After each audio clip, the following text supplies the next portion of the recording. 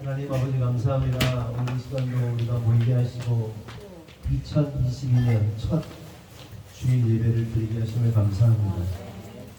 하나님 2021년 한 해 동안 얼마나 많은 순간마다 하나님께서 우리를 지키시고 보호하시고 은혜 주시고 역사하셨는지를 감사하며 2021년을 보냈습니다.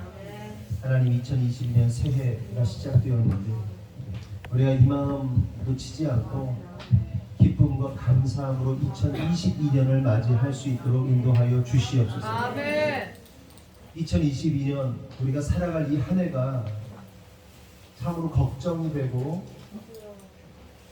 근심이 되는 한 해이기도 합니다. 그리스도인으로서 살아가기 참으로 어려운 상황 가운데 놓여져 있습니다. 하나님, 수많은 위협과 수많은 핍박과 수많은 어려움들이 우리에게 기다리고 있지만 그럼에도 불구하고 우리가 믿고 따라야 할 분, 신뢰해야 할 분 오직 예수 그리스도 한 분이심을 믿음으로 고백하는 한 해가 되도록 역사하여 주시옵소서. 우리가 그 마음 가지고 그 담대함 가지고 하나님을 예배하고 찬양하고자 하오니 하나님 이 시간 우리의 고백을 들으시고 주님 흠양하여 주시옵소서. 주님께서 이루실 줄 믿사옵고 예수님의 이름으로 기도합니다. 아멘.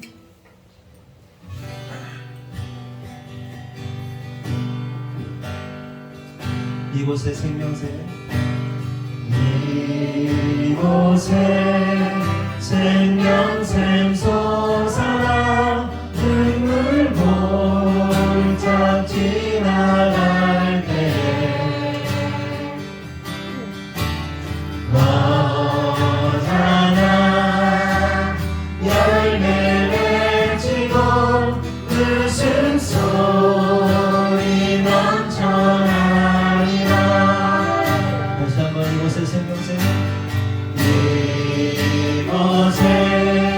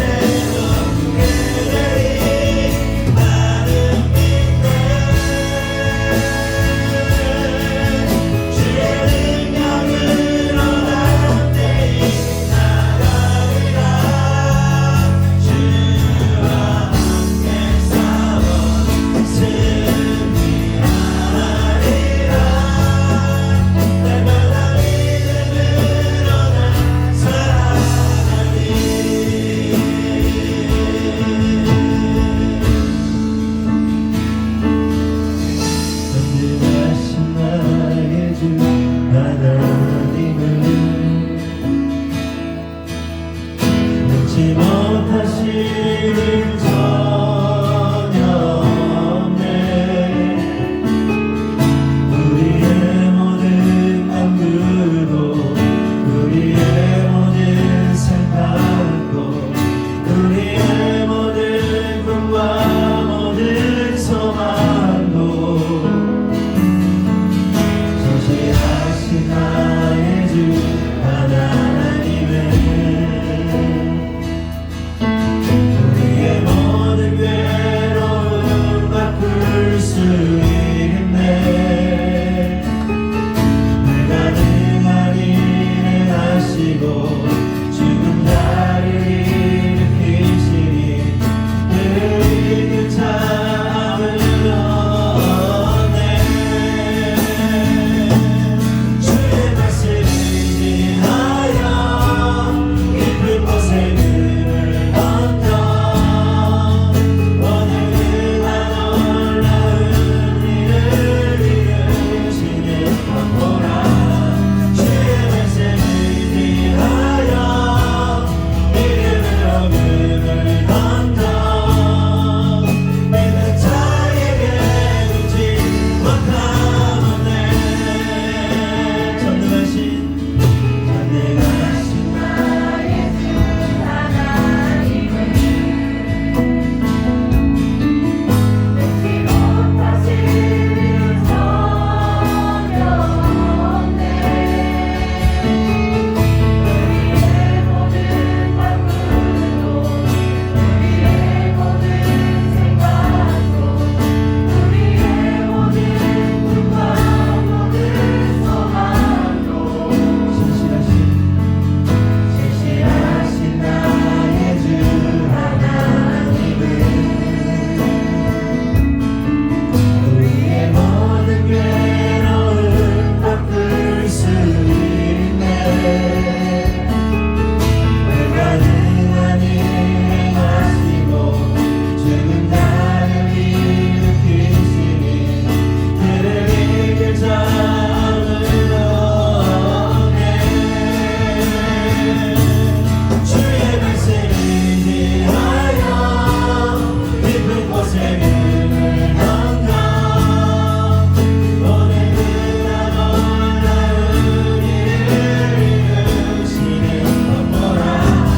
주의 말씀을 의지하여 믿음으로 눈을 던져 믿는 자에게 눈치 못함 없네.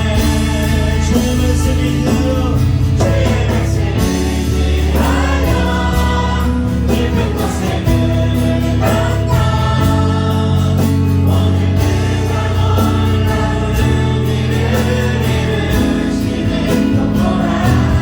주의 말씀을 의지하여 믿음으로 눈을 던져 믿는 자에게 눈치 못함 없네. 주의 말씀이요 주의 말씀을 의지하여 깊은 곳에 눈을 던져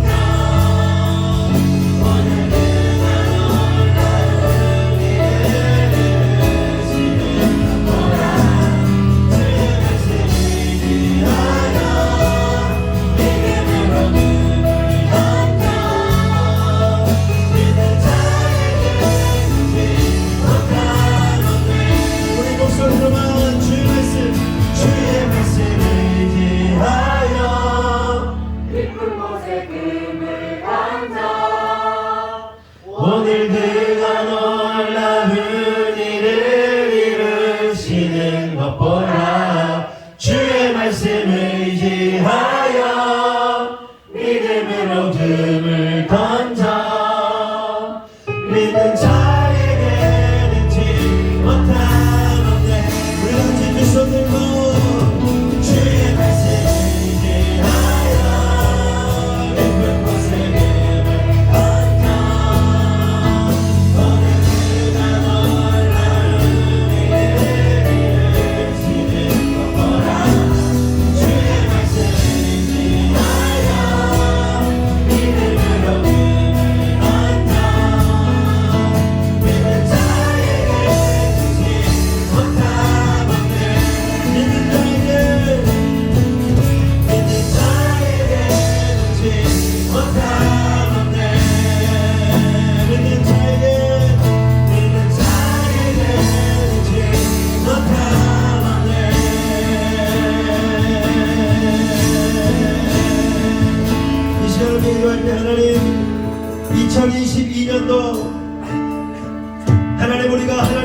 두 손 들고 어마과 정성과 뜻을 다하여 예배하기 원한다고.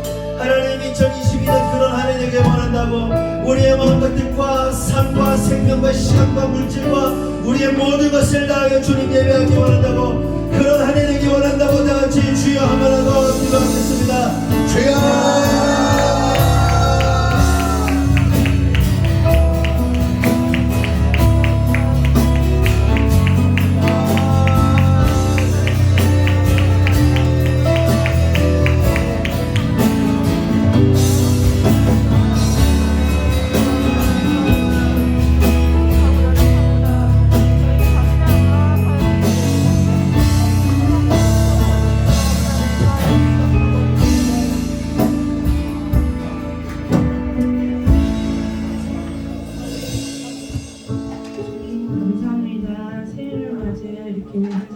주시는데 주님 너무 감사합니다.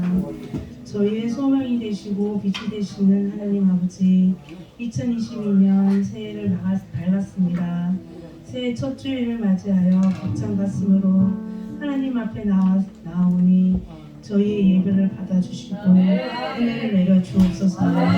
지난 한 해 동안 교회 건축 3차 기도회, 성도들의 삶에 주신 축복, 교회 차, 목사님 차, 성도들의 차까지 주신 은혜 감사합니다. 코로나로 인하여 모두가 힘든 시기를 보냈지만 저희 하늘꿈 교회 목회자 가정, 성도들의 가정, 직장, 학교까지 지켜주시고 인도하여 주신 은혜 감사합니다.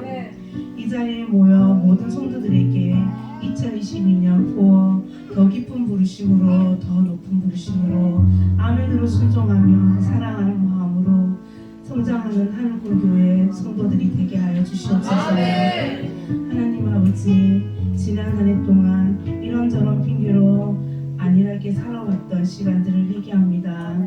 주님을 아는 척, 믿음이 있는 척, 사랑이 많은 것처럼 살아왔습니다. 새해에는 이러한 허물들을 벗어버리고 주님 앞에 나아가길 원합니다. 머리로 아는 주님이 아닌 마음으로, 믿음으로 하늘꿈 교회의 모든 성도들에게 불같이 일어나는 2020년 되게 은혜 내려 주옵소서. 교회와 가정을 위해 기도합니다. 교회의 믿음의 가정들 모두가 주님만 바라보게 하시고 주님 안에서 하나 되어 건강하고 화목된 가정 되게 하여 주시옵소서. 모두의 기도에 귀 기울이셔 주시고 응답받는 한 해 되게 하여 주시옵소서.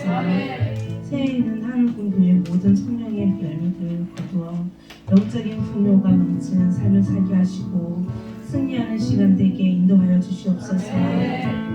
특별히 이호성 목사님을 기억하자 하늘에 참된 종의 삶을 살게 하시고 영의 자녀들을 볼 때에 긍휼한 마음을 주시고 기도할 때에 예수님의 심장을 가지고 기도하게 하여 주시옵소서. 어떠한 상황 속에서도 하나님을 높이며 찬양하게 하여 주옵소서. 이제는 말씀을 듣습니다. 우리의 마음에 주님의 귀를 열고 주의 음성을 듣게 하옵소서. 말씀을 선포하는 목사님을 위하여, 간대에 서시는 목사님을 위해서 항상 주님이 함께 하여 주시고 하늘의 권능을 더딥혀 주옵소서. 예수님의 이름으로 기도드립니다.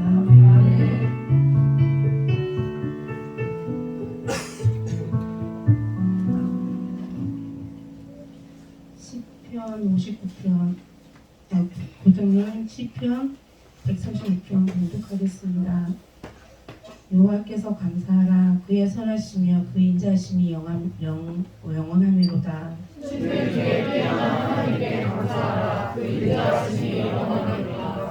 주를 둘중에 태어난 주께 감사하라. 그 인자하심이 영원하미로다. 물론 기이한 일들을 하시는 이에게 감사하라. 그 인자하심이 영원하미로다. 지혜로 하늘을 지으신 이에게 감사하라. 그 인자하심이 영원하미로다. 하늘 물 위에 푸신 이에게 감사하라. 그 인자하심이 영원하미로다. 큰 빛을 지으신 이에게 감사하라. 그 인자하심이 영원하미로다. 해로 낮을 드러나게 하신 이에게 감사하라. 그 인자하심이 영원하미로다. 달과 별들을 밤을 주관하게 하신 이에게 감사하라. 그 인자하심이 영원하미로다. 외국의 장자를 주신 이에게 감사하라. 그 인자하심이 영원하리로다. 이스라엘을 그 두 중에 인도하여 내신 이에게 감사하라. 그 인자하심이 영원하리로다. 강한 손과 크신 팔로 인도하여 주신 이에게 감사하라. 그 인자하심이 영원하리로다. 성경 공동 마가복음 10장 17절에서 31절 봉독하겠습니다. 예수께서 길에 나가실새 한 사람이 달려와서 무릎 꿇어 앉아 묻자오되 선한 선생님이여 내가 무엇을 하여야 영생을 얻으리까?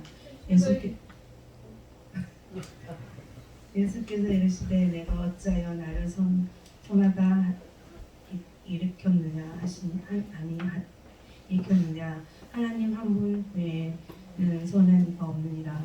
내가 계명을 안 하니 살인하지 마라, 간음하지 마라, 도둑질하지 말라, 거짓 증언하지 말라, 속여 빼앗지 말라, 내 부모를 공경하라 하였느니라. 그가 어찌하오되 선생님이여 이것들을 내가 어려서부터 다 지켰나이다. 예수께서 그를 보시고 사랑하사 이르시되 내게 아직도 한 가지 부족한 것이 있으니 가서 내게 있는 것을 다 팔아 가난한 자들에게 주라. 그리하면 하늘에서 보화가 내게 있으리라. 그리고 와서 나를 따르라 하시니 그 사람은 재물이 많은 고로 이 말씀을 인도하여 슬픈 기색을 띠고 근심하여 가리라. 예수께서 둘러보시고 제자들에게 이르시되 재물이 있는 자는 하나님의 나라에 들어가기가 힘이 어렵도다 하시니 제자들이 그 말씀에 놀라는지라. 예수께서 다시 말하시어 이르시되 얘들아 하나님의 나라에 들어가기가 얼마나 어려운지 낙타가 바늘 뒤로 나가는 것이 부자가 하나님의 나라에 들어가는 것보다 쉬우니라 하시니 제자들이 매우 놀라 서로 말하되 그런즉 누가 구원을 얻을 수 있는가 하니 예수께서 그들을 보시며 이르시되 사람으로는 할 수 없으되 하나님으로는 그렇지 아니하니 하나님으로서는 단 하실 수 있느니라. 베드로가 여짜와 이르되 보소서 우리가 모든 것을 버리고 주님을 따랐나이다. 예수께서 이르시되 내가 진실로 너에게 이르니 나와 복음을 위하여 집이나 형제나 자매나 어머니나 아버지나 자식이나 전토를 벌는 자는 한세에 있는 집과 형제와 자매와 어머니와 자식의 전토를 100배나 박해를 범하여 받고 100세에 은세를 받지 못할 자가 없느니라. 그러나 먼저 된 자로서 나중에 된 자로서 먼저 될 자가 많으니라. 목사님 나오셔서 말씀 전하실 때 많은 은혜 받으시기 바랍니다.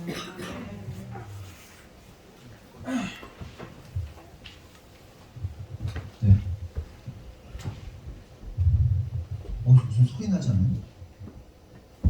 여기서 쉬는 소리가 나요. 여기서요? 자고 적응이 많이 나는데. 우리 옆에 분하고 인사합시다. 새해 예수님 복 많이 받으세요. 예수님 복 많이 받으세요. 세 사람씩 하세요. 시작. 새해 예수님 복 많이 받으세요. 2022년 새해 예수님 복 많이 받으시길 바랍니다. 오늘 말씀을 나누기 전에 송구영신 예배 때 나눴던 말씀을 조금 못 들으신 분들을 위해서 말씀을 좀 드리면 우리 2022년 표어가 뭐죠? 더 깊은 부르심으로 더 높은 부르심으로입니다. 그러니까 우리가 하나님 앞에서 부르심을 입었는데 부르심을 입은 자로서 부르심만 받고 쓰여지지 않으면 안 되잖아요. 그렇죠? 쓰여져야 되잖아요. 그러려면 어떻게 돼요? 더 깊고도 더 높은 부르심으로 나아가는 게 맞습니다. 그러려면 어떻게 해야 된다고 그랬죠? 더 높은 부르심, 더 깊은 부르심으로 나아가기 위한 가장 중요한 키는 뭐냐면 성장이라고 말씀드렸어요. 그러니까 어떤 성도가 있는데 잘하지 못하고 이게 바보 멍청이로 살고 있으면 갖다 쓰겠냔 말이에요. 일 시키려고 그러면 삐져가지고 일 시키려고 그러면 질질 짜고 일 시키려고 그러면 늘어져 있고 이거 시키겠냔 말이에요. 어떻게 돼요? 성장해야 되는 거죠. 강한 군사로 성장이 돼야 되는 거예요. 그러니까 성도가 더 깊은 부르심과 높은 부르심으로 나아가기 위한 핵심 키워드가 뭐다? 성장이라고 말씀드렸어요. 이 성장은 무엇을 통해서 일어난다고 했습니까? 그리스도의 사랑으로. 그리스도의 사랑을 통해서 우리가 성장하게 되어 있어요. 성장의 자양분은 뭐다? 사랑이다. 근데 그 사랑과 함께 있어야 되는 게 뭐다? 진리로 참된 것을 향하는 거예요. 참된 것을 향하는 것이다라고 말씀을 에베소 4장에 말씀하고 있습니다. 그리고 참된 거는 뭐냐? 진리다. 진리는 뭐다? 예수 그리스도다. 그러니까 한 성도가 자라기 위해 성장하기 위해서는 사랑과 진리로 세워져야 한다는 거예요.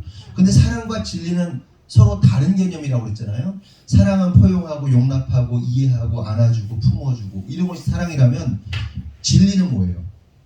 딱 판결을 내리는 겁니다. 그렇죠? 칼 같죠? 둘이 성격이 달라요. 사랑은 품어주는데 진리는 쩌찌한단 말이에요. 이렇게 판결을 딱딱 내린단 말이에요. 진리냐 아니냐, 진리냐 비진리냐. 두 개는 상충돼요. 서로가 역설입니다. 그런데 사랑과 진리가 하나가 될 때, 사랑과 진리가 우리 안에 잘 세워질 때, 연합될 때 온전한 성도의 성장이 일어나고 그 성장을 통해서 성도가 어떻게 된다? 더 깊은 부르심과 더 높은 부르심으로 나아간다 말씀을 드렸어요. 그래서 우리가 성도가 성장하려면 예를 들어서 한 사람이 죄를 졌다고 보세요. 유진이가 죄를 졌어. 유진이는 죄 안 질 것 같은데 죄를 졌어. 그럼 어떻게 해야 돼요? 사랑으로 품어야 됩니다. 그런데 동시에 어떻게 돼요? 진리로 다뤄야 돼요. 이해되시죠? 그런데 사랑으로 그랬어 저랬어 그러면 어떻게 되는 거예요? 끝난 거예요. 그래서 동성애 문제 어떻게 되는 거예요? 동성애 문제 교회가 사랑으로 동성애자들을 다 품어야 돼. 타종교인들도 품어야 된다. 품어야죠. 사랑해야죠. 근데 진리로 아닌 것은 아니라고 말해야 된다. 오늘날 교회들이 진리를 빼고 사랑으로만 다 품어버리는 거예요. 율법적인 교회는 또 어떻습니까? 사랑 없이 정죄만 하죠. 정죄만. 이거 잘못했어. 다 죽여내버리는 거죠. 다 죽여. 다 사형시켜버려. 우리 안에 2022년 더 깊은 부르심과 더 높은 부르심으로 나아가기 위해서 반드시 성장하시길 바랍니다. 성장하려면 뭐가 있어야 된다? 두 날개. 사랑과 진리가 있어야 된다. 사랑과 진리로 나아가야 된다. 지금 오늘날 교회들이 지금 다 타협해버렸잖아요. 그렇죠? 진리 앞에서 사랑으로, 사랑이라는 이름 하에 뭐 믿지 않는 자들을 사랑한다는 이름 하에 예배를 다 포기해버리고 다 놔버렸잖아요. 말씀입니다. 말씀. 사람들 눈치 보는 거. 오늘은 무엇을 하여야 영생을 얻으리까? 라는 제목으로 말씀을 나누도록 하겠습니다. 지난 26일 날 주일이었죠. 우리는 하나님 나라는 어린아이 같은 자가 들어갈 수 있는 곳이다 라고 말씀을 드렸어요. 그러면서 깨달았던 사실이 뭡니까? 어린아이와 반대되는 개념이 뭐죠? 어른이죠.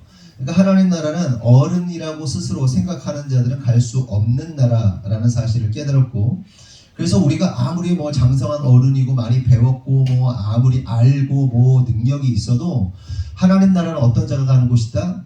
나는 하나님 앞에서 아무것도 아닙니다. 당신만이 전능하신 분이시며 당신만이 위대하신 분이시며 당신만이 모든 지혜의 주관자이시며 당신의 모든 것입니다라고 고백하고 내가 아무리 잘났어도 어린아이처럼 낮아지는 자, 연약하게 서 있는 자가 하나님 나라에 갈 수 있다라고 말씀을 드렸어요. 그런데 오늘 본문을 보니까 이 어린 아이와 반대되는 한 어른이 등장하게 됩니다. 이 사람은 이제 뒤에 계속해서 반복적으로 얘기하겠지만 부자였고 율법을 잘 지킨 사람입니다. 어린 아이와 완전히 상반되는 존재입니다.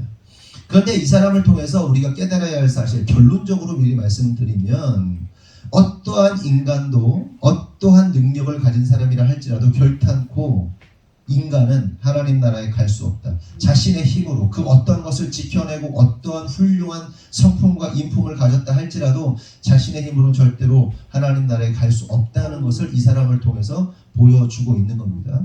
이러한 이해함을 가지고 오늘 말씀을 좀 나눌게요. 17절 보면 다 같이 시작.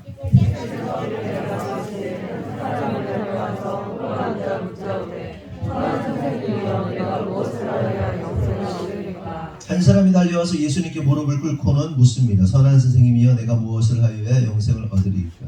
좀 스탠스가 좀 다릅니다. 다른 사람들은, 다른 유대인들은 어때요? 예수님을 시험하기 위해서 나왔다면 이 사람은요 진심이었어요. 진심으로 무릎 꿇고 당신은 선한 선생님입니다 라고 말하면서 예수님의 성품을 이야기합니다. 선하다는 것은 오직 하나님만 선하신데 이 사람이 하나님으로 여기고 있는 거예요. 그래서 예수님 앞에서 선한 선생님이여 내가 무엇을 하여야 영생을 얻으리까? 라면서 진지하게 묻습니다. 그렇다면 성도 여러분, 여러분은 살아가면서 인간의 삶 속에서 가장 귀한 게 뭐라고 생각하십니까? 유진아, 넌 뭐라고 생각하니? 돈! 돈이야? 그래, 돈 중요하지. 정말 중요해. 목사님도 그렇게 생각해. 너는 최근에 수술했는데 건강 생각은 안 없어? 아니, 건강이라고 할 줄 알았는데. 인성아, 너는 뭐가 가장 중요하다고 생각하니? 에? 뭐라고? 교회. 교회 진짜. 교회.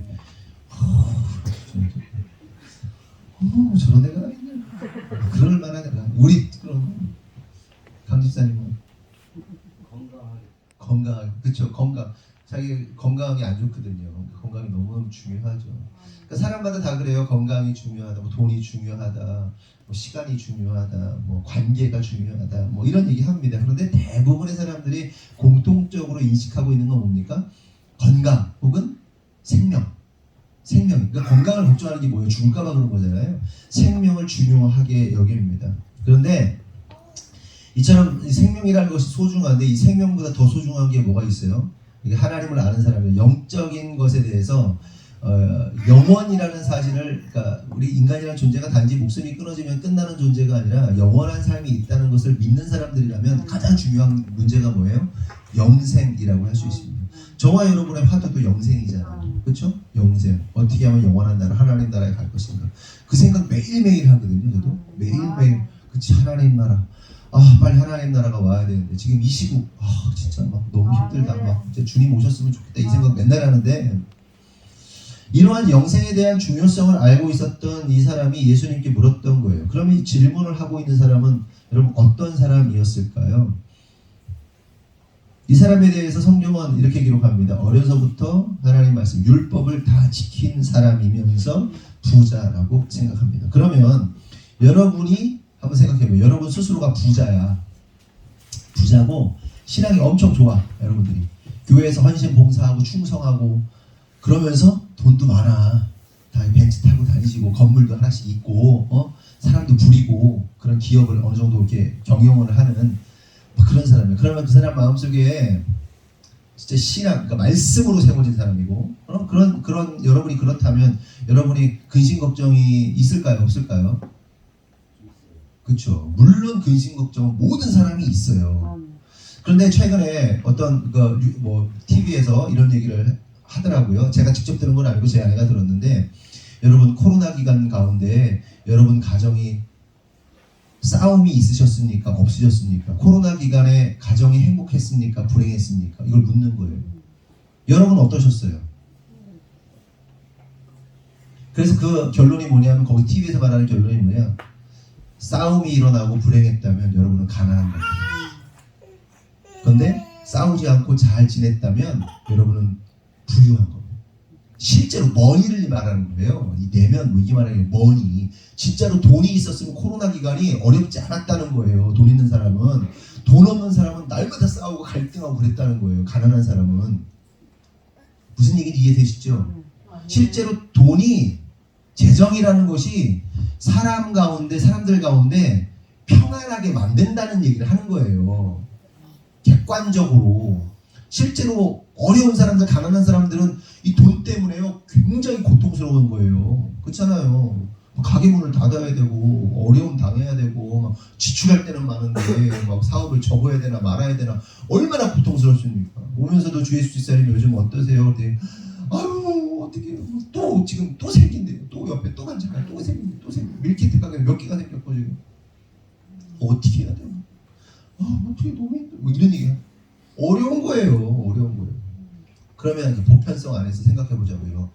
여러분이 신앙이 되게 좋아. 말씀으로 사는 사람이야. 그리고 부자야. 그러면 진짜 가난한 사람보다는 조금 덜 하겠죠. 먹고 사는 문제 가지고는 스트레스가 덜 하겠죠. 그러니까 아예 근심 걱정이 없다고 할 수는 없지만 이 부자 청년은 평안했을 거예요. 그리고요 불안이 덜 했을 겁니다. 그러니까 평안하기도 하고 불안하고 좀 먼 모습이라고 할 수 있습니다. 그런데 여러분 사실은 이 부자 청년을 보면서 제가 무슨 생각을 하냐면, 야, 이 부자 청년이 우리가 바라는 바는 아닌가? 이런 생각을 하잖아요. 우리가 신앙생활하면서 부자이면서 신앙 좋은 것처럼 좋은 게 어디 있어요? 여러분 바라는 거 아니에요? 안 바래요? 그럼 되지 마. 바라시는 분은 되세요.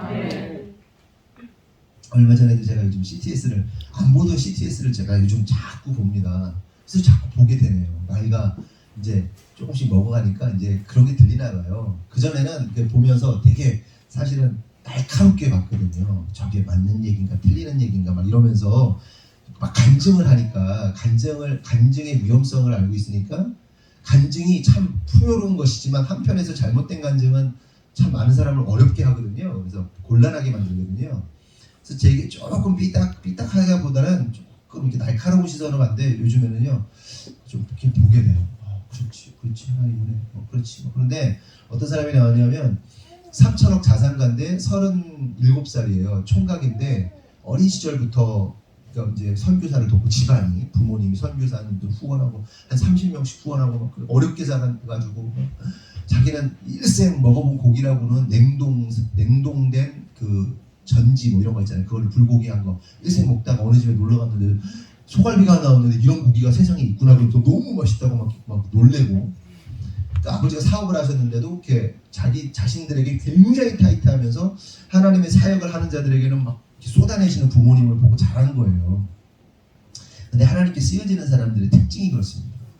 특별히 재정의 영역에서 쓰여지는 사람들의 특징이 뭐냐면 자기한테는 굉장히 박해요. 재정 쓰는 게. 그런데 하나님의 일을 위해서는요 아낌없이 드려요. 그런 자들이 재정의 통로가 되는 겁니다. 한 가지 비밀을 말씀을 드리는 거예요. 근데 그 청년이 3천억이야. 그러니까 지금 37살이지만 30대 이미 초반부터 돈이 무지무지하게 많은 그러니까 인터넷으로 강의를 하고 뭐 이런 회사를 하는 그런 분이에요. 그 형제를 보면서 와 부럽다. 돈도 많은데 아직 총각인데 3천억 자산가예요.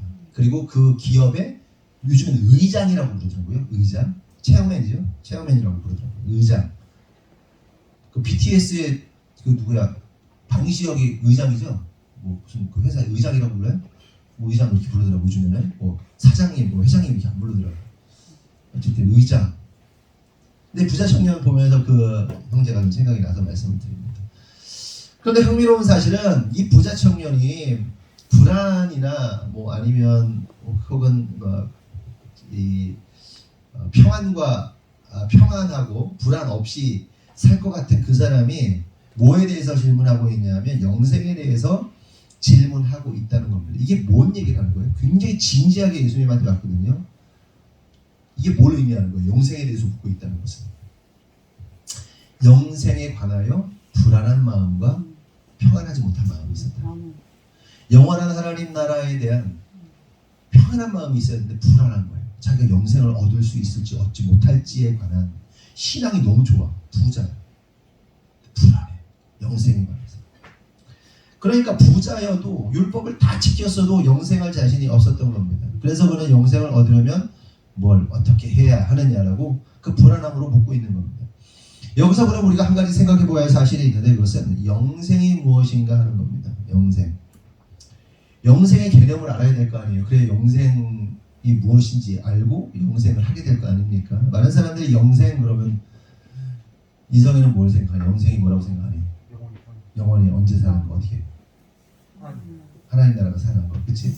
그러니까 이 얘기는 뭐냐? 죽으면 영원히 하나님 나라가 사는 것이 영생이라고 생각한다는 거예요. 근데 영생이라는 것이 항상 말씀드리지만 모든 인간이 영생한다고 말씀을 드렸어요. 예수 믿든 안 믿든 영생합니다. 다만 지옥에서 영생하느냐 천국에서 영생하느냐의 문제라고 말씀을 드렸어요. 대부분의 사람들이 죽어서 가는 곳, 죽어서 구원받은 자들이 가는 곳이 하나님 나라고 그곳에서 영원히 사는 것을 영생이라고 생각을 합니다. 그런데 우리가 알아야 할 사실은 뭐냐면 영생이라는 것은 정확하게 말하면 우리가 성도가 예수 믿고 죽어서 하나님 나라 가서 사는 것도 영생이긴 하지만 더욱더 중요한 사실은 동시에 구원받은 자들이 살아있는 동안에 하나님 나라를 누리는 것이 영생입니다. 그러니까 영생은 지금 어디부터인 거예요? 지금 우리가 예수 믿는 순간 그 이후부터 영생입니다. 그러니까 사실은 좀 더 엄밀하게 말하면 모든 인간은 태어나면서부터 영생이에요. 아니 하나님께서 이 땅에 보내주시기 전부터 영생이에요. 우리가 살아가고 있는 시간도 영생이에요. 그 영생의 시간 안에 있단 말이에요. 인간의 타임 안에 우리 딱 죽음 이때부터 영생이 아니라 우리의 존재, 그러니까 하나님이 천지를 창조하시는 그 순간, 아니 하나님이 스스로 계셨던 그 순간, 그 비밀이지만 그 하나님이 스스로 계신 하나님이 있는 순간부터 영생이에요. 다만 그 영생의 시간 안에서 우리가 이 땅에 태어나는 요 100년이라는 시간, 100년 이하의 시간이 딱 존재하는 겁니다. 지금부터 영생이라는 겁니다. 그래서 요한복음 17장 3절은 영생에 대해서 어떻게 말씀하시냐? 영생은 유일하신 하나님과 그의 보내신 자 예수 그리스도를 아는 것이다. 영생은 결국 뭐예요? 타임의 문제거든요. 예수 그리스도, 구원자 예수 그리스도를 아는 것이 영생이라고 말씀하시는 겁니다. 그렇기에 영생을 믿는 우리는요, 근데 죽어서 가는 곳이니까 이 땅에서 좀 뭐 적당히 살다가 뭐 이렇게 하다가 뭐 죽기 전에 좀 잘 보내다가 뭐 영생하겠, 뭐 이 개념이 있으면 안 돼요. 지금 영생을 살고 있다고 믿고 엉뚱한 짓 하지 말고 영생의 삶을 살아내야 되는 거예요. 아멘? 다만 우리가 이 땅에서 살면서 죄의 문제가 있어요. 육체의 습관이 있단 말이에요. 육신의 습관. 그 육신의 습관으로 죄를 짓고 회개하고 용서받는 이 과정이 있지만, 그럼에도 불구하고 하나님으로부터 구원받은 자들은요, 이 살아있는 이 순간이 영생의 시간이라는 사실을 인지하고 하나님과 영원히 사는 것처럼 살아야 돼요. 아멘이시죠? 그런데 여기서 우리가 한 가지 알아야 할 사실은 예수님 당시 그리고 오늘날의 유대인들조차도 이해하고 있는 영생과 하나님 나라의 개념은 뭐냐면, 자신이 살고 있는 이 시간이 끝나고 육체의 시간이 있잖아요. 육체의 시간이 끝나고 그 메시아의 시대가 도래하는, 그래서 메시아가 통치하는 곳으로 영생을 이해했다는 겁니다. 했다는 거예요. 그러니까 당시 유대인들이 생각하는 하나님 나라의 영생은 로마 식민 통치를 해방시킬 메시아가 와서 새로운 나라를 세우고 그곳에 구원받은 자들이 영원히 사는 것을 영생으로 이해했다는 거예요. 예수님 당시에. 그렇죠? 예수님 당시에서 어떤 상황이니까 압제받고 있잖아요. 로마의 압박으로부터 있잖아요. 압박으로부터 어떤 새로운 메시아가 등장해요. 그러면 이것이 끝나면서 그 메시아가 통치하는 나라로 들어가는 것을 영생이라고 이해했다는 겁니다. 그리고 오늘 본문에 등장하는 이 부자 청년도 이러한 이해함을 가지고 영생, 어떻게 하면 영생할 수 있겠습니까? 라고 물은 거예요. 그러니까 우리가 뭐 죽으면은 죽어서 영생하는 뭐 이런 개념도 있긴 있었겠지만, 중요한 사실은 로마의 압제로부터 벗어나서 메시아가 와서 그 나라에 들어가서 영원히 사는 것에 대한 이해함으로 어떻게 하면 영생 얻을까요? 어떻게 할까요? 이 얘기 한 거예요. 저는 이 설교를 준비하면서 이 부자 청년의 마음이 참 많이 이해가 됐고 공감이 되었습니다. 사실 저도 최근에 종종 이런 생각을 해요. 지금 세상이 정상은 아니에요. 그렇죠? 그러니까 코로나에 걸려서 죽는 청소년들은 없는데, 코로나에 걸려 죽는 청소년들은 0이잖아요. 치사율 0이란 말이에요. 0.00 뭐 이렇게 나가 0이야 그냥. 코로나 걸려 죽는 애는 없어. 그래서 코로나 주사 맞고 죽는 애들 엄청 나오고 있어요 지금. 그게 TV에 나오지도 않아요. 여러분 TV에 나오는 게 왜 나오는 건지 아세요? 막 애가 죽어가지고 발작해가지고 막 어떻게 뭐 억울하다고 막 그냥 막 언론수 친다리고 아는 사람 동원해가지고 막 해야 기사 하나 딱 나오는 겁니다. 예? 제 아내 할머니가 돌아가셨잖아요. 코로나로 죽은 것가 맞거든요. 코로나 백신 맞고 죽은 게 맞거든요. 그거를 억울해가지고 가족들이 나서가지고 막 죽었다고 막 난리쳐야 기사 한 줄 나는 거예요. 근데 그렇게 난리치는 사람이 몇이나 될까요?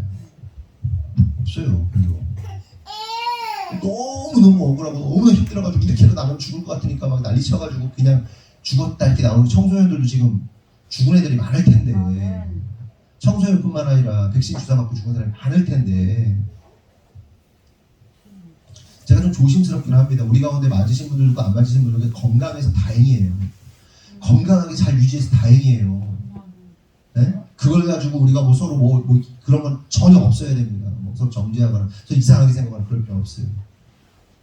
그런데 그러니까 안 맞는 것도 신체의 자유, 내가 맞기 싫다는데 강제하기 시작했고 법으로 지금 막 올려가지고 지금 안 맞은 사람은 벌금을 먹이거나 뭐 감옥에 가두는 건지 뭐 할지 모르겠지만 어쨌든 법안을 만들어가지고 안 맞은 사람들이 코로나 무슨 백신 복균자인 것 마냥 막 지금 그런 거 있잖아요. 그러니까 내가 맞기 싫다는데 하는 거예요. 특별히 교회, 신앙생활하는 거, 예배하는 거. 조금은 요즘에 최근 좀 풀어졌죠. 언제 또 쪼일지 몰라요. 그리고 지금 세상 돌아가는 거, 정치판도 돌아가는 거, 뭐 정치 얘기 더 뭐 깊게는 안 합니다. 돌아가는 거 보면서 후보들이 둘 다 똑같은 사람이거든요. 돌아가는 사람 보니까 다 패미를 지지하는 집단이 둘 다 지금. 이거는 희망이 없는 거예요. 희망이. 아까도 지난번에도 얘기했지만 페미의 시작은 공산주의 사상에서 시작된 겁니다. 공산주의는 어떻게 일어난 거죠? 하나님을 반대하여 일어난 사상입니다. 그리스도인으로서 살아가기가 너무 곤란하고 힘들고 괴로워지고 직접적으로 위협을 받고 타격을 받고 있는 이 시대가 예수님 빨리 오셨으면 좋겠어요. 너무. 그리고 실제로 백신을 안 맞았다고 강제하는 시대가 오면 진짜 종말이 다 온 겁니다. 그렇게 생각해요.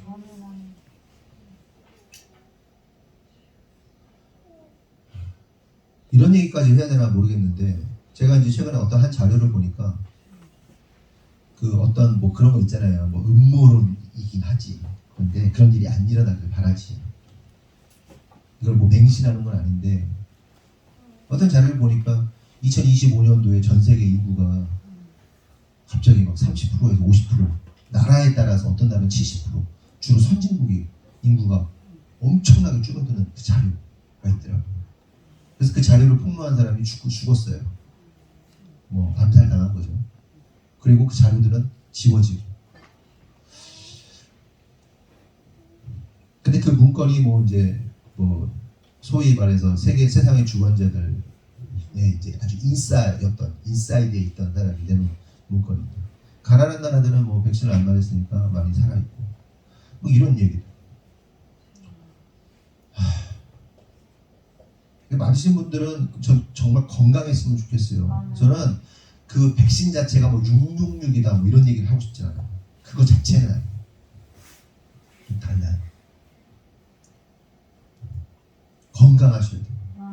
건강하게 관리 잘하세요. 주변에서도 많이 보죠.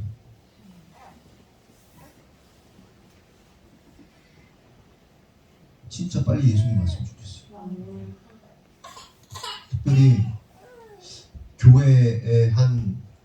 교회를 섬기고 성도를 섬기는 한 지도자로서 어떤 자세를 취하고 어떤 이야기들을 해야 되고 어떻게 성도들을 잘 세워야 하는 것에 대한 고민을 해야 되는 위치에서는요 정말 어려운 문제예요. 정말 압박이 커요. 제가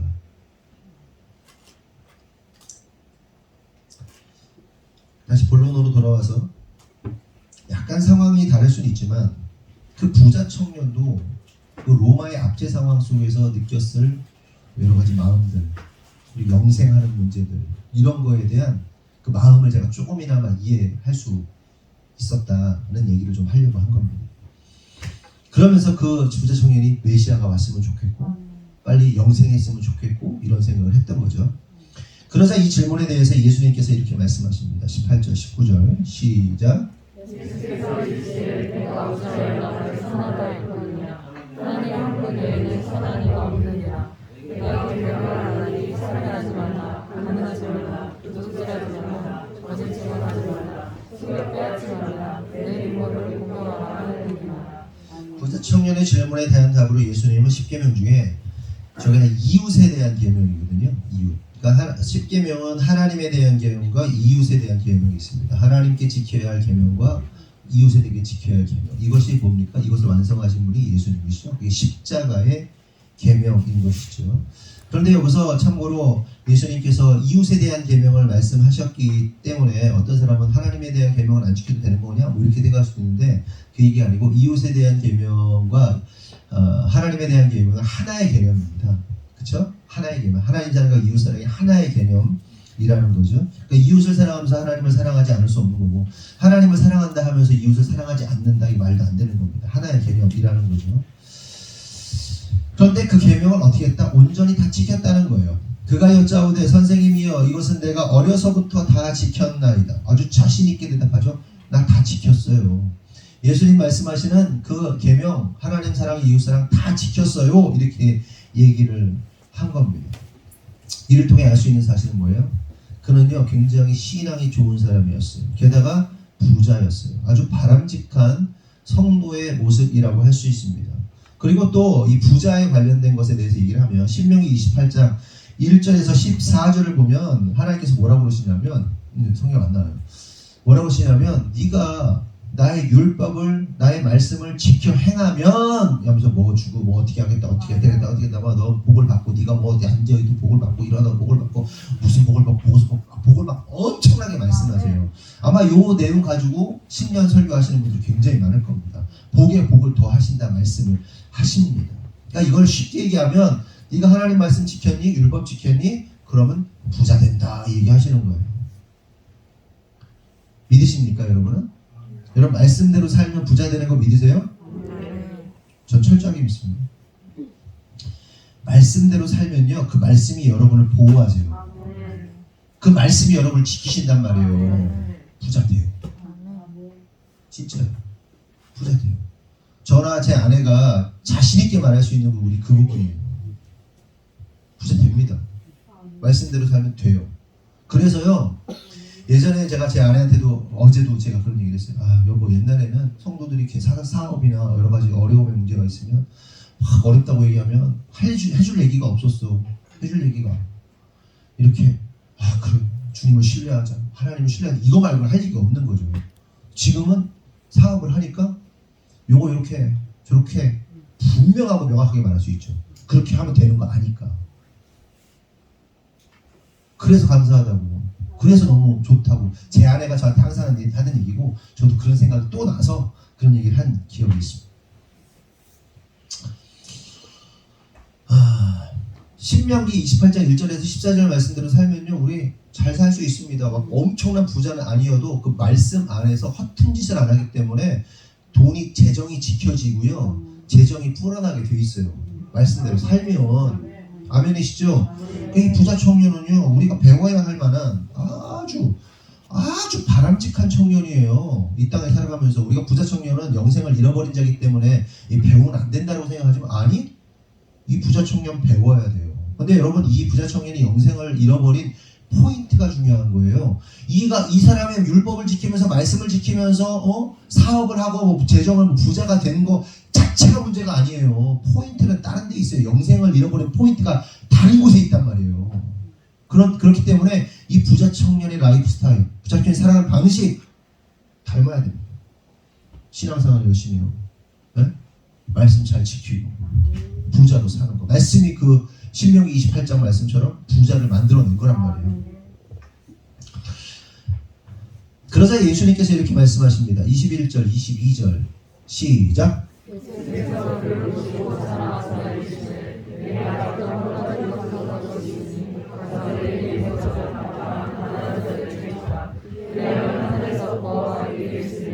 그리고 와서 나를 따라가시니 그 사람은 죄를 많도록 이 말씀으로 인하여 슬픈 기색을 띠고 근심하게 합니다. 예수님께서 그를 보고 사랑하셨다라고 말합니다. 다른 성경으로 보면 눈여겨보시고 대견스럽게 보셨다 이겁니다. 그래서 목사도 마찬가지예요. 어떤 성도 정말 대견스럽고 성도가 잘 너무 이렇게 바람직하면요 어때요? 대견스럽고요 사랑스럽습니다. 눈에서 꿀이 떨어져요. 그러니까 이성으로서가 아니라 너무 쟤는 진짜 너무 그냥 사랑스러워. 뭔 얘기인지 알죠? 네? 사랑스러운 거예요. 야 쟤는 진짜 뭐 그랬으면 좋겠다 저랬으면 좋겠다. 얘 쟤는 진짜 너무 훌륭하다. 쟤 진짜. 목사는 그게 있어요. 너무 성도가 괜찮으면 우리 성도 됐으면 좋겠다 뭐 이런 마음이 있거든요. 그래서 저나 제 아내는 안 그러지만 다른 교회 목사님들이 그냥 너무 괜찮으면 우리 교회 오라고 막 끌어당기잖아요. 신앙이 좋은 것 같으면. 딱 도둑질이잖아요. 무슨 얘기인지 아시죠? 도둑질이에요. 성도 빼다가는 거 도둑질이에요. 남의 양을 뺏어가는 거 목사들이 도둑질 엄청나게 합니다. 우리는 다른 교회에 있는 사람 오라고 그냥 우리 교회 섬겨주세요 뭐 얘기할 수도 있지. 그런데 거의 제가 딱 한 명 있어, 한 명. 근데 그 사람은 교회를 안 다니고 있는 상황, 아니면 뭐 막 방황하고 있는 상황에서 교회 오라고 했어도 어디 교회 자리 잘 잡고 있는데 와서 어쩌 도둑질하는 거예요. 지가 나아야 되는 거지, 성도는. 어쨌든 이 부자 청년이 너무 사랑스러웠던 거예요. 너무 대견했던 거예요. 너무 눈여겨보실 만한 했던 거예요. 흐뭇했던 겁니다, 예수님 보실 때. 하지만 예수님께서 보실 때 그 부자 청년에게 한 가지 부족한 게 있었어요. 그래서 예수님은 그 부족한 것을 채우시기 위해서 이렇게 말합니다. 내게 있는 것을 다 팔아서 가난한 자들에게 주라. 그리하면 하늘에서 보화가 내게 있을 것이다. 이렇게 말씀하십니다. 여러분, 이 부자 청년에게 부족한 게 뭐예요? 한마디로? 네? 부자 청년에게 부족한 게 뭐예요? 부예요, 부. 재산. 재산 많은 건 부족한 게 아니라 넘치는 거잖아요. 역설이죠. 우리는 많으면 넘친다고 생각하지만 예수님이 보실 때 그 많음이 너의 부족이야, 이렇게 말씀하세요. 네? 너의 많음이 부족이야. 있음이 부족이라는 거예요. 그렇게 예수님은 내가 가진 것을 모두 가난한 사람들에게 나눠주고 예수님 따르라고 합니다. 그러자 이 청년은 슬픈 기색을 띠며 근심하며 돌아가게 됩니다. 우리가 생각하는 적당함, 우리가 생각하는 좋음, 우리가 생각하는 많음에 대해서 예수님은요, 부족하다고 말씀하실 수 있다는 사실을 깨달아야 돼요. 요즘 우리 여자 성도님들은 깨어진 그릇 다 사셔서 보셨죠? 근데 어제 CTS를 제가 또 CBS인지 CTS인지 또 보는데 그분이 나왔어요. 그 선교사님, 의산 선교사님. 에티오피아 선교사로 가셨어요. 딱 어떻게 생겼는지 아세요? 다이장 봤어요? 남편하고 비슷하게 생겼죠? 깜짝 놀랐어요. 기조형제 비슷해요. 말투도 비슷해요. 이렇게 좀 약간 이렇게 차분하게 느려가지고 비슷해요. 깜짝 놀랐어요. 와,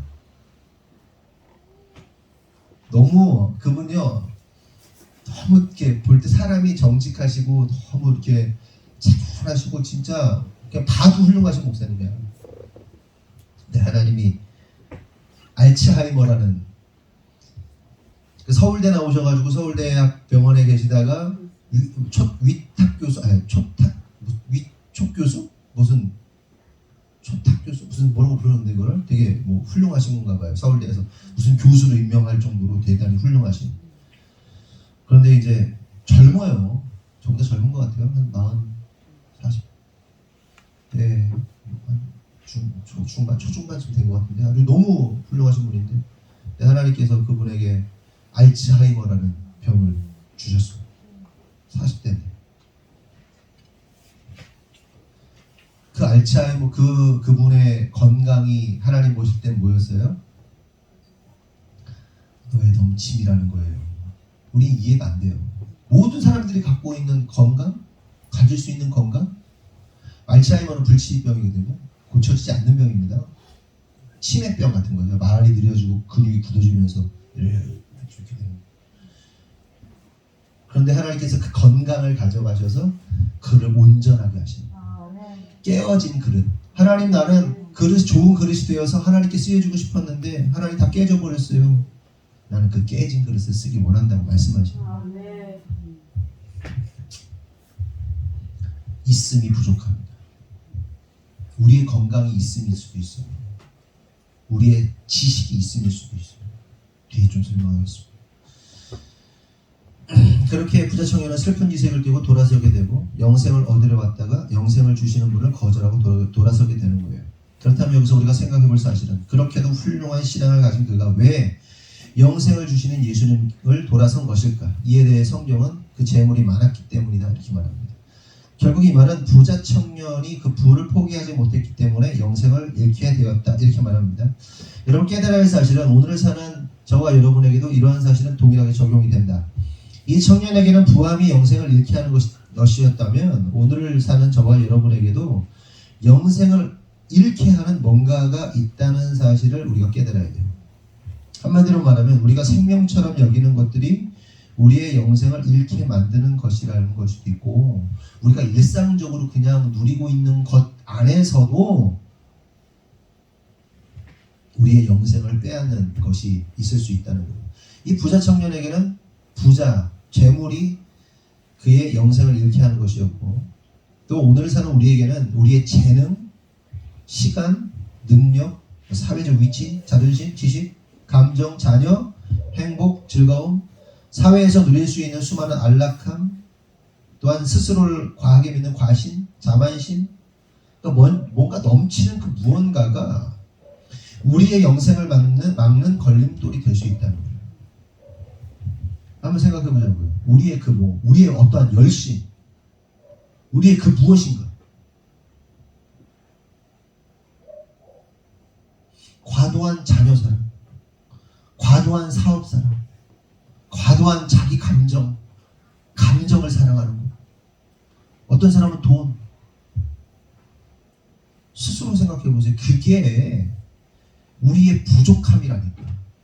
우리의 넘치는 그 무언가가 우리의 부족함이라는 거예요. 근데 더 중요한 사실은 뭔지 아세요?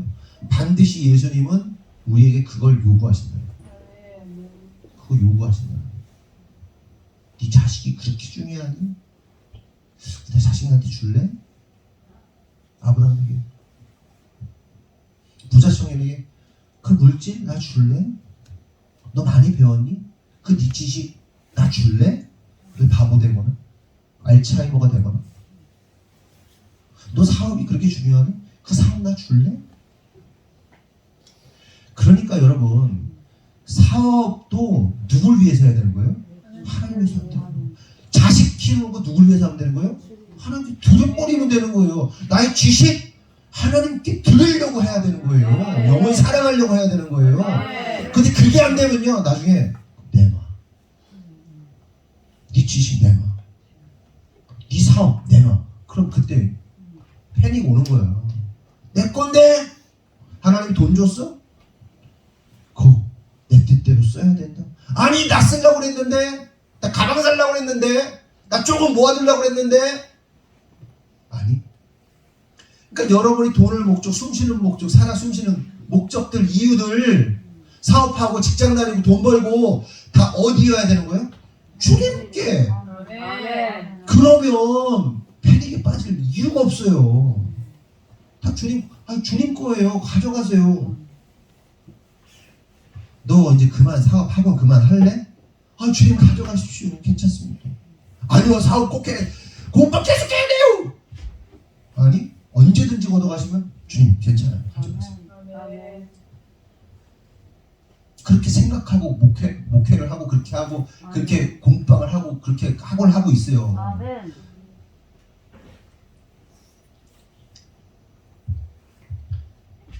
요구하신다니까. 다 주님 것이 되지 않으면 요구하게 되고 돌아서게 돼요.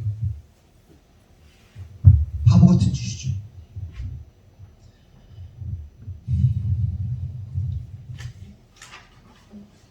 그러므로 성도 여러분, 주님 앞에 언제든지 내려놓을 수 있는 훈련 하셔야 되고요. 그냥 아예 처음부터 이건 하나님 것입니다라고 해야지. 그게 안 되면요, 돌아서. 계속해서 23절에서 25절을 세 번역으로 제가 볼게요. 예수께서 돌아보시고 제자들에게 말씀하셨다. 재산을 가진 사람은 하나님의 나라에 들어가기가 참으로 어렵다.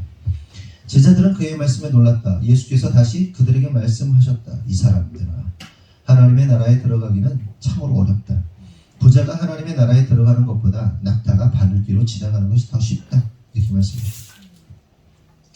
이 부자에 대해서 이제 세 복음, 마태, 마가, 누가 복음에서는 뭐라고 얘기하냐? 마태복음은 재물이 있는 자, 마가복음은 재물이 있는 자, 마태복음은 부자, 누가복음에서는 큰 부자 이렇게 기록하고 있습니다. 중요한 사실은 예수님께서 뭐라는 거예요? 부자는 하나님 나라에 들어가기 어렵다 이렇게 말씀하세요. 그러면서 오히려 낙타가 바늘귀로 들어가는 것이 오히려 쉽다 이렇게 말씀하세요. 낙타가 바늘귀로 들어갈 수 있어요? 제가 예전에 다큐멘터리를 봤는데 이스라엘에는 이렇게 문 드나들 때 바늘귀라는 이게 무슨 자물쇠 시건장치가 있더라고요. 그래서 그거를 이렇게 그거를 이렇게 빼가지고 빼면 그 문이 열리는데 문이 이게 요만큼 열리나 봐요. 그러면 짐 같은 거 들고 있으면 짐 다 내려놓고 기어서 들어가야 된대요. 그래서 어떤 사람들은 혹자는 이 바늘귀, 낙타 얘기는 그 얘기하는 거다. 그 얘기 아니에요, 근데. 그 얘기가 아니에요. 진짜 바늘귀 말하는 거예요. 낙타가 이 바늘, 우리가 이렇게, 저도 요즘에 안 보여가지고 이거 못 끼는데, 제가 좀 요즘에 부자가 된 걸 뭘 느끼는지 아십니까? 양말을 안 꼬매네. 버려요, 요즘에. 호박나물. 부자 됐네. 양말 버립니다, 저. 얼마 전까지도 바늘 끼느라고 되게 힘들었거든요. 양말 꼬매느라고. 요즘 버린다. 나 부자 됐다. 럭셔리 하자. 네. 갑자기 생각나서. 그 바늘기에 어떻게 들어가요? 보이지도 않는 거, 구멍도 못 맞추는 거, 낙타가 들어가요. 아니 뭐 좀 다리 하나 잘라내고 뭐 잘라내고 뭐 들어가나? 털 하나 들어갈래나? 낙타 털도 안 들어가겠네. 그 얘기는 보세요. 봐봐. 부자는 천국 들어가기 어렵다. 낙타가 바늘기에 들어가는 게 더 쉽다. 그런 얘기 뭐예요? 낙타가 바늘기에 들어가기가 더 쉽다는 얘기는 낙타가 바늘기에 들어간다는 거예요? 못 들어간다는 거예요? 안 된다는 거예요. 그럼 부자는 천국 간다 못 간다? 못 간다는 거야. 결론은 그 얘기예요. 잘하면 들어갈 수 있다는 얘기가 아니라 그냥 안 된다는 겁니다. 그래서 이 말을 들은 제자들이 24절, 26절 보면 연거푸 2번이나 놀라는 겁니다. 왜 놀란 겁니까? 그 당시 유대 사회에서 존경받는 그 부자 청년, 존경받는 신앙인이면서 존경받는 부자, 당시도 그렇지만 이 당시에 특별히 어땠냐면요, 율법을 잘 지키는 사람이 부자가 됐다는 것은 율법을 그만큼 잘 지켜냈다는 것을 의미해요. 신명기 24장 말씀, 아까 28장인가요? 24장인가요? 그 말씀을 잘 지켰다는 의미가 되는 겁니다. 그런데 그 부자 청년이 영생을 얻을 수 없다는 사실을 두 눈으로 목격한 거예요. 패닉이죠. 그럼 누가, 도대체 어떤 사람이 천국에 갈 수 있단 말이냐, 영생을 얻을 수 있단 말이냐 라는 충격에 빠진 겁니다. 그 얘기를 예수님께 해요. 그래서 예수님께서 이렇게 말씀하십니다. 27절 시작.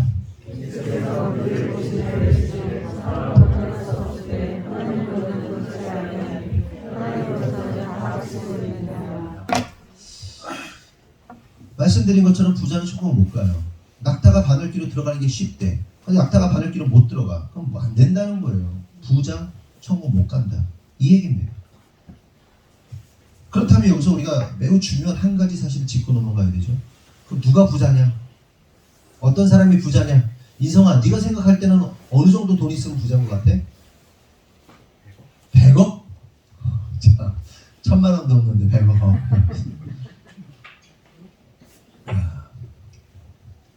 사람마다 부자. 그럼 우리 강원수 집사님은 어느 정도 부자인 것 같아요? 이 정도는 부자죠.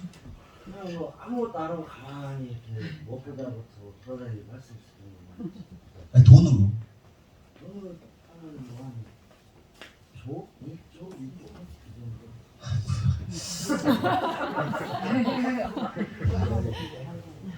너무하는 거 아니에요?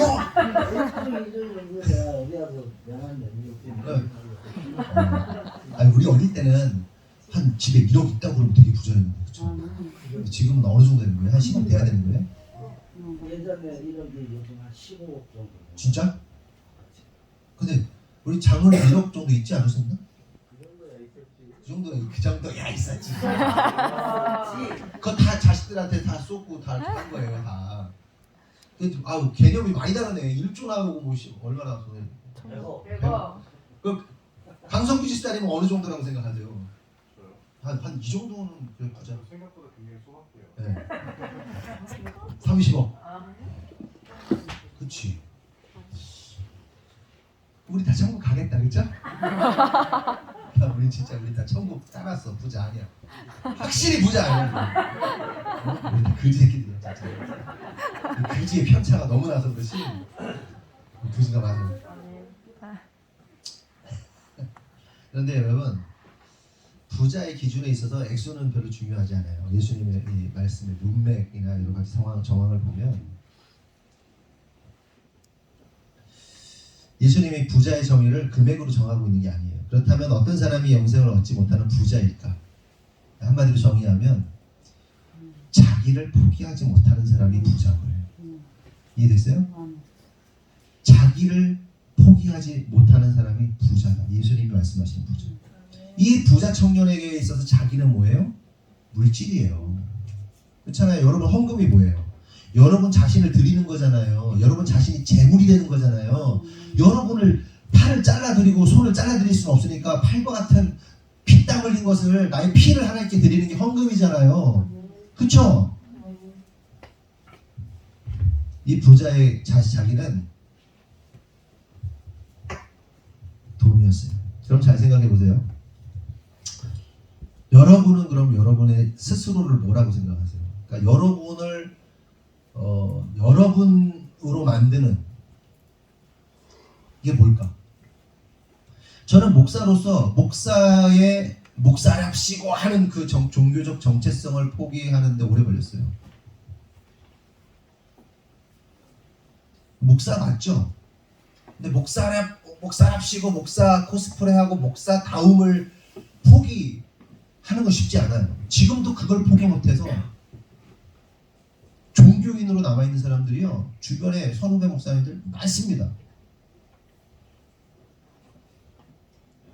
그러면 여러분을 여러분으로 만드는 거예요. 여러분을 포기하지 못하는 게 뭐예요? 여러분의 정체성. 돈일 수도 있고, 지식일 수도 있고, 나의 기분, 감정일 수도 있고, 자만함일 수도 있고, 나를 포기하지 못하게 만드는 그게 여러분을 부자로 만든다니까요.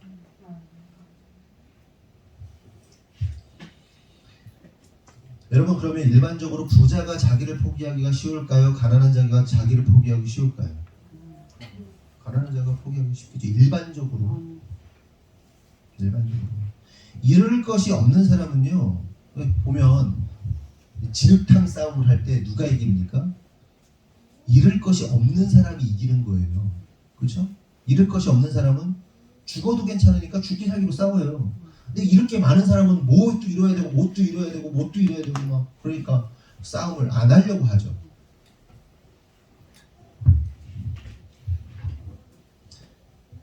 여러분이 부자이고 돈도 많고 뭐 할 일도 바빠.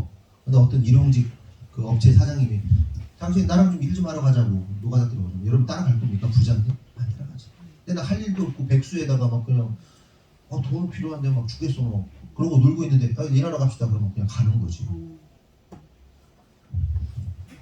들고 있던 거 다 내려놓고 따라가는 거지. 부자는 못 내려놔. 그래서 예수님은 부자 천국 갈 수 없다. 내려놓기가 어려운 게 많다. 그러나 반대로 가난한 사람은 부자에 비해서 쉽다는 이야기가 되는데, 그러면 진짜로 가난한 사람은 천국 가기 쉬운 걸까요? 이 질문이 중요합니다. 가난한 사람들은 포기할 것이 적으니까 영생 얻고 천국 가기 쉬우냐? 물론 예수님 말씀에 의하면 좀 더 나은 환경이긴 하지. 퍼센테이지로 보면, 확률적으로 보면. 하지만 가난하다고 천국 가기 쉬운 건 아니에요. 가난한 사람도요, 지키고 싶은 게 있어요. 그게 뭐예요? 자존심은 그런 거예요.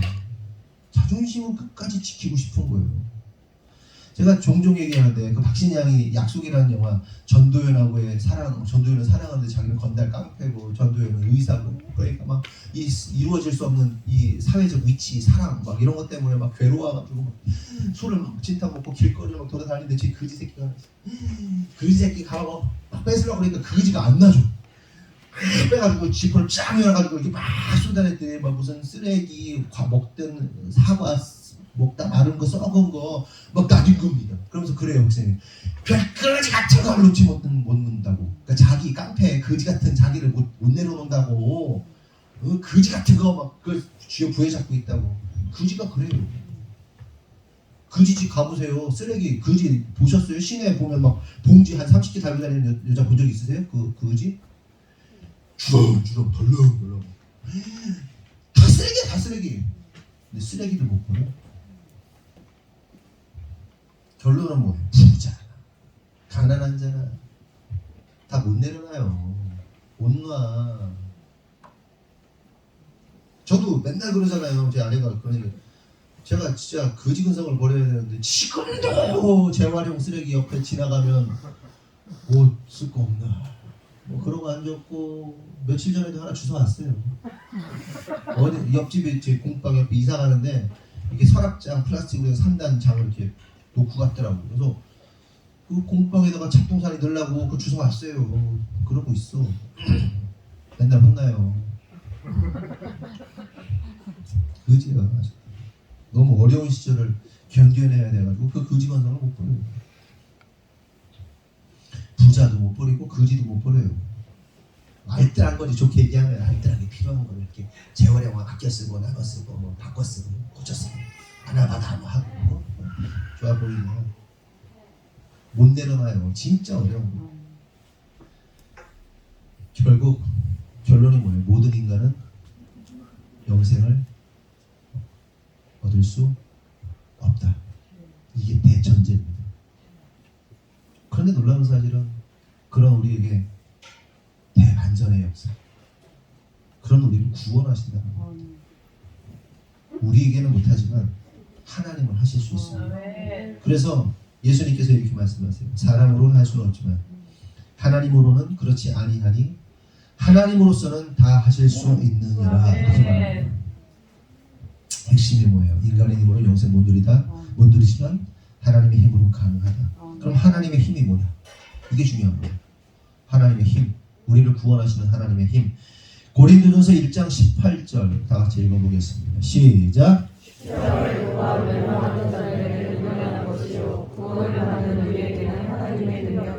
뭐가 하나님의 능력이에요? 십자가의 도가 하나님의 능력입니다. 세상 사람들은 십자가의 도를 미련하다고 그래요. 바보 멍청이 같다고 생각해요. 실제로 보세요. 여러분 믿지 않는 남편이든지 아내든지 그런 사람들이 십자가의 도, 십자가의 복음을 따르는 우리들 보면 어떻게 바보 멍청이 취급하잖아요. 아, 이성적이지도 않아, 합리적이지도 않아, 바보 멍청이 같은 짓을 해. 근데 그 멍청한 게 뭐다? 하나님의 능력이다. 성도 여러분, 구원받고 영생 얻기를 원하십니까? 그러면 하나님의 능력인 십자가의 복음만을 따르시기를 바랍니다. 그래서 우리가 나 혹시 부자 아니야? 혹시 나 가난한 거 아니야? 뭐 이런 거 따질 필요 없어요. 전혀 안 중요해요. 구원받음의 핵심은 사람들이 그렇게 비웃고 어리석게 미련하게 여기는 그 십자가의 복음. 이 복음이 우리를 구원하신다는 사실, 이게 중요한 겁니다. 그리고 이것이 하나님의 능력입니다. 성도 여러분, 우리의 삶을 2021년 잘 아름답게 지나갔는데 2022년 살아갈 때 이것만 기억하세요. 십자가의 복음만 잡는 거예요. 내가 때때로 범죄하고 내가 때때로 죄 짓고 하나님 앞에서 어리석은 행동하고 그럴 때 많은데 십자가의 복음 놓지 마세요. 십자가만 잡으세요. 이 십자가가 하나님의 능력입니다. 그리고 이것이 영생을 주는 겁니다. 아멘.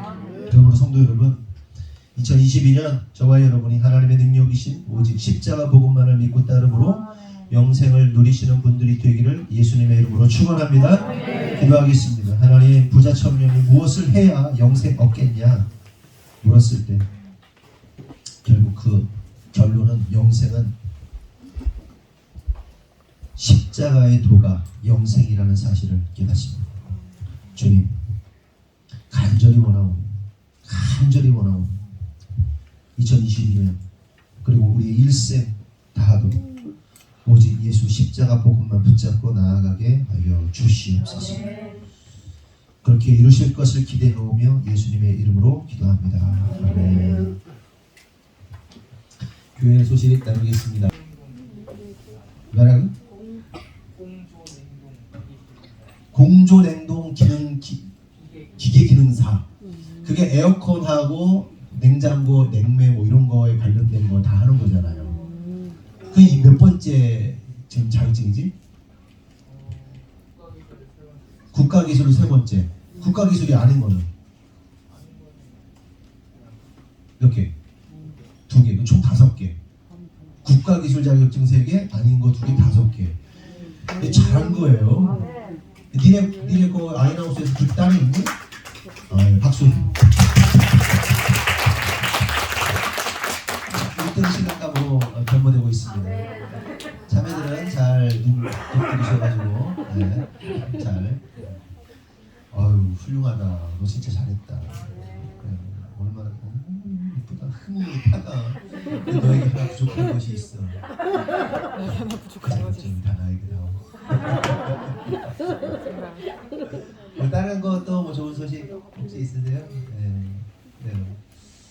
아이고 진짜 심란한데 여러분 힘내시고요. 파이팅 하시고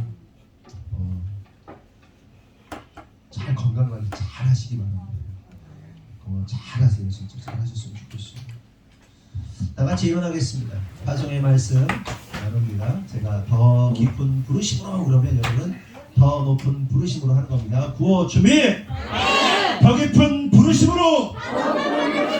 아멘! 기도하겠습니다. 하나님 감사합니다. 오늘 말씀을 통해서 깨닫고 영생에 대하여 우리가 생각해보고 또한 영생은 오직 예수 그리스도의 십자가의 복음을 믿고 따르는 것이라는 사실을 하나님 깨달았습니다. 그러므로 하나님 2022년 우리가 영생하는 한 해 되도록 또한 죽어서 가는 영생뿐만 아니라 이 땅에서 영생하는 삶을 살도록 주님 축복하시고 인도하여 주시옵소서. 하나님 또한 기도하는 것은 우리 성도들이 주님 앞에 예물을 드립니다. 주일 헌금도 드리고 또한 새해 감사 헌금도 드리고 각종 헌금을 드렸습니다. 하나님 드릴 손길이 하나님 축복하시고 간절히 원하오니 하나님의 말씀이 우리의 성도의 가정과 사업과 직장을 보호하시고 지키셔서 하나님 흥하는 2022년 될 수 있도록 인도하여 주시옵소서. 특별히 재정적인 어려움 겪지 않게 하시고 또한 가정에 평안과 화평이 넘치도록 주님 축복하여 주시옵소서. 부족함 없이 사용하도록 하나님 인도하시고 또한 물질을 다스리고 물질을 잘 컨트롤할 수 있는 능력 또한 하나님 허락하여 주시는 한 해 되도록 역사하여 주시옵소서. 특별히 기도하는 것은 우리 지민이가 하나님 허송세월 보내지 아니하고 정말 열심히 1년 살았습니다. 그랬더니 자격증이 5개나 됐습니다. 하나님 큰 은혜입니다. 그렇게 성실하게 우리 지민이가 살았던 것처럼 앞으로도 더욱더 성실하게 살아갈 수 있도록 인도하시고 더욱더 하나님 지혜와 계시형을 부어주셔서 믿음 안에서 정말 하나님께 영광 돌리는 삶 살도록 주님 지키시고 인도하여 주시옵소서.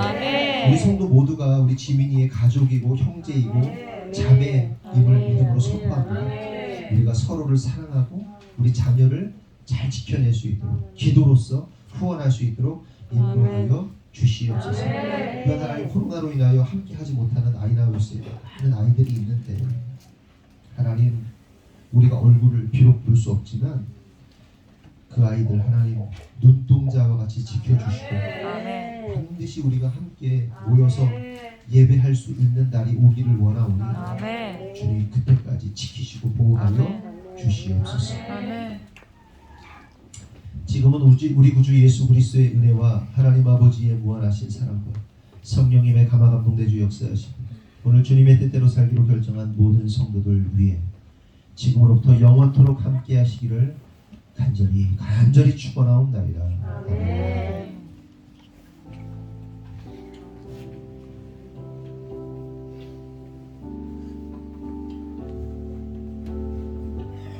우리 하나님께 영광의 박수 올리겠습니다. 네.